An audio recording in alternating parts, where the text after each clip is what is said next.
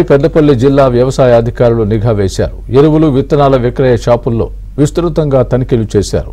నకిలీ విత్తనాలు విక్రయిస్తే కఠిన చర్యలు తప్పవని హెచ్చరించారు. ప్రభుత్వం నుంచి అనుమతి పొందిన డీలర్ల నుంచే మాత్రమే విత్తనాలు కొనుగోలు చేయాలని రైతులకు వ్యవసాయ అధికారులు సూచించారు.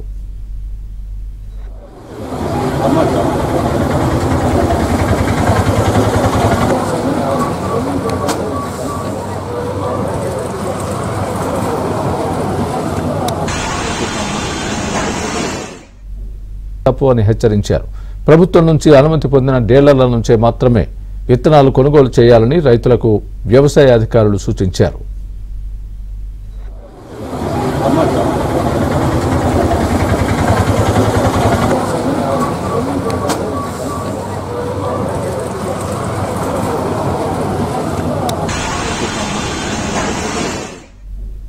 కఠిన చర్యలు తప్పవని హెచ్చరించారు.